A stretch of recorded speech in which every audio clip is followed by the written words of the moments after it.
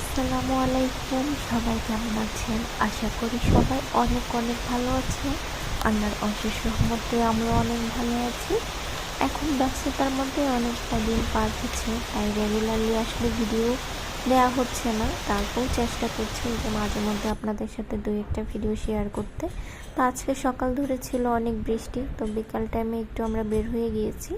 তো সারাদিন আর শ্যুট করা হয়নি, আসলে ব্যস্ততার মধ্যে আর শ্যুট নেওয়া হয় না। তো এরপর আমরা সন্ধ্যার দিকে চলে এসেছি। এখানে একটা মেলা হয়, মেলা কি রেগুলারলি থাকে।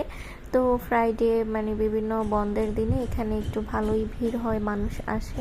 খুব সুন্দর, অনেক বড় একটা এরিয়া নিয়ে বিভিন্ন রাইডস আছে, তারপরে দোকানপাট, খাবারের দোকান, এই আর কি।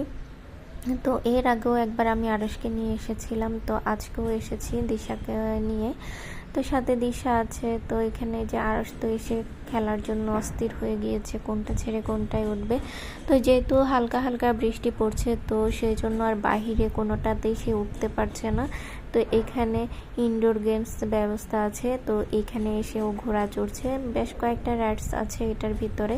তো এখানেই অনেকটা সময় কাটিয়েছে আরশ, তো ওর বাবা ওকে ভালোই সময় দিয়েছে। তারপর আমি আর দিশা একটু বের হয়ে গিয়েছি। তো দিশা বললো যে নাগরদোলায় উঠবে, অন্যগুলোতে উঠবে না, শুধু নাগরদোলায় চড়বে। তারপর আমি আর দিশা মিলে নাগরদোলায় চড়ার জন্য বের হয়ে যাচ্ছি। আর এদিকে আরশকে যেতে দিচ্ছে না, ও বললো যে ওর সাথে যাবে, বাট বাইরে যে বৃষ্টি হচ্ছে, ওর গায়ে বৃষ্টি পড়লে আসলে জ্বর আসার সম্ভাবনা থাকবে, তাই সেজন্য আর ওকে নিতে চাচ্ছি না। তো এখানে একবারও জাম্পিং করেছে, এখন আবার একা পেয়ে আবার জাম্পিং করছে। তো ওকে কোনোভাবে একটু আড়াল করে আমি আর দিশা বের হয়ে চলে এসেছি। তো আমরা এসে নাগরদোলায় উঠেছি, আর নাগরদোলায় উঠে যখন একেবারে উপরে ওঠা হয়, তখন একদম সম্পূর্ণ এরিয়াটা দেখা যায়, খুবই ভালো লাগে দেখতে। আর আমি এখানে যে কয়বারই এসেছি, রাতের বেলা এসেছি, দিনের বেলা কেমন হয় জানি না, তবে রাতের পরিবেশটা খুবই সুন্দর লাগে, চারদিকে আলো ঝলমল করে, দেখতে আসলে খুবই ভালো লাগে।